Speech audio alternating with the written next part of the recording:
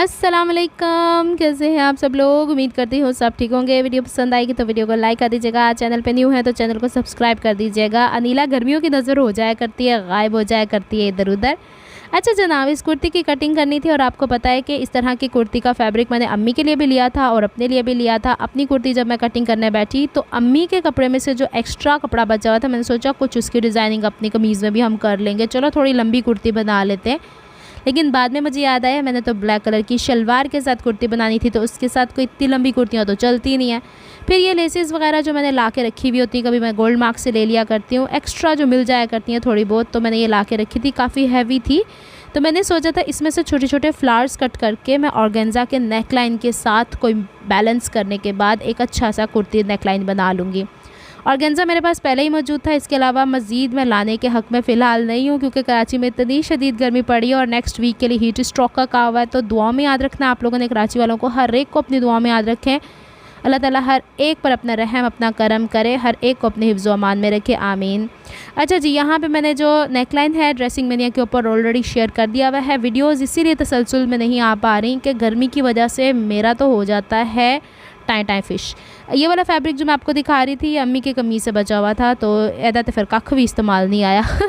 अच्छा, यहाँ पे मैंने पीनी को कहा था कि मेरे इस शर्ट के ऊपर ये बटन अटैच कर दो, इसकी भी तुरपाई होने बाकी है, लेकिन इस दफ़ा मैंने तहैया करके रखा हुआ है कि साथ साथ में जरा कम करना ना वो तुरपाइयाँ नाल नाल करनियाँ, नहीं तो मेरे गले ही पई रहनियाँ।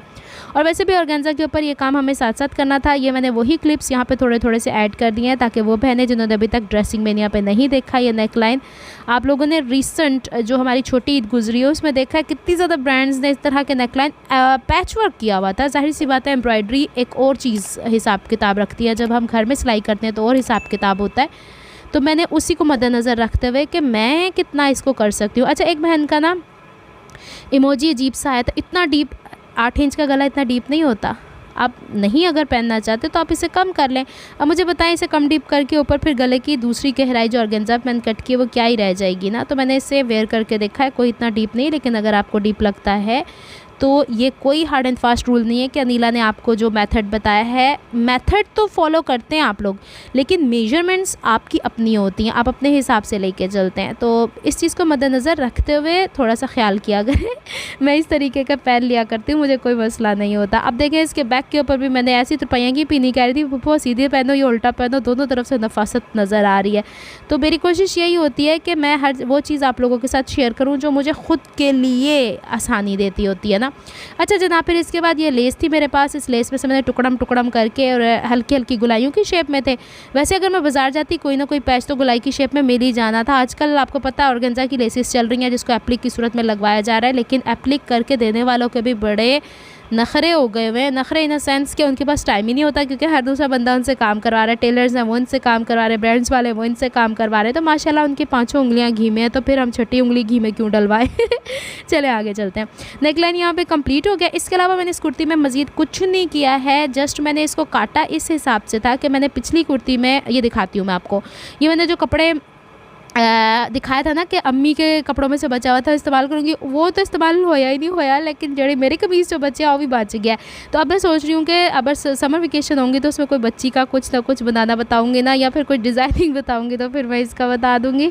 इसकी कढ़ाई की वजह से ना इसके चौक दामन के ऊपर मैंने तुरपाइयाँ करनी है, मशीन नहीं चलानी। मशीन के साथ ना कढ़ाई एक ओवरऑल होती है, तो उसके ऊपर मशीन बड़ी अच्छी चलती है। कहीं टामे टिल्ले कढ़ाई होए ना तो वो मशीन खिंच के चलती है, धरू के लै जाती कपड़े को, तो इस वजह से ना। चले मैं कंप्लीट लुक दिखा देती हूँ। माशाल्लाह ये इसका नेक लाइन है, मैंने इसे अभी फ़िलहाल इसके ऊपर वो UHU की मदद से पेस्ट किए हैं। इसको मैं मशीन की मदद से टाँके लगा दूँगी, नहीं तो कहीं ना कहीं बीड्स नहीं लगाना चाहती मैं।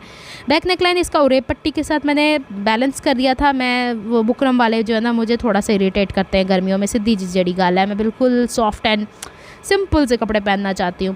फिर इसके बाद इसकी स्लीव्स मैंने 3/4 बना दी हैं, सामने से 7 इंच खुली हैं, उसके आगे मैंने कोई काम नहीं किया। ऑर्गेन्जा लगाना चाहती तो लगा सकती है, लेकिन फिर इसने सेमी फॉर्मल हो जाना था। मतलब मैंने अबाए के नीचे पहनना होता है, एक अबाया भी पहनो, ऊपर काले रंग के कपड़े भी गर्मियों में पहने होते हैं, तो वक्ता हो जाता है ना, इसलिए थोड़ा सिंपल इज़ बेटर। फिर इसके बाद कुर्ती की मैं आपको यहाँ पे दिखा रही हूँ, चौक दामन इसी के अंदर से मैंने फोल्ड किया हुआ है, लेकिन एक चीज़ जो मैंने यहाँ पे आपको दिखानी मुनासिब समझी, चेस्ट से लेकर दामन तक जितना इसका घेर था उसको मैंने पूरा चेस्ट से दामन तक ए लाइन कर दिया। ये मैंने आपको पिछली कमीज़ में मार्किंग करना बताई थी, कटिंग करना नहीं बताई थी, इसमें मैंने वो काम कर लिया। बस इतना ही है, इसके अलावा इसमें मैंने कुछ ऐड नहीं किया। इसके साथ ब्लैक कलर की वो नहीं सेल्फ प्रिंट वाली वो शलवार है, इसके पीछे मैंने तुरपाइयाँ कर लेनी है। और मेरे घर च रात दे वेले हुण जी वक्त आया होंदा, सारे घर वापस तुरी चले आते हैं तो हुल्ला हुल्ला पाई चले जाते हैं।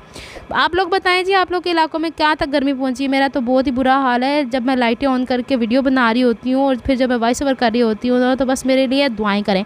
ये वाला कपड़ा मैंने निकाला, इसके ऊपर मैंने सारे के सारे ट्राउज़र को भी मार्क कर दिया। तोतों ने इतनी हुल्लड़ मचाई, मेरे ट्राईपोड पे आके बैठ गए कि हम लोग शूट करेंगे, हम लोग तुमसे कपड़े सीना सीख रहे हैं, तुम तो कर ही नहीं कुछ सकती। तो मेरा दिमाग की बत्ती गुल हो गई, और जब वो गुल हो गई तो फिर मैं कुछ भी नहीं कर पाई। मैंने इसका क्या बनाया, अब आपको लंबी चौड़ी वीडियो मिलेगी ड्रेसिंग मैनिया के ऊपर इंशाल्लाह। एक ही वीडियो में मैंने सारा कवर कर दिया, क्या दो वीडियो बना के आपको भी बेचैन करती फिरूँ कि हाय नहीं कुड़िया तू की करी फिर दी है।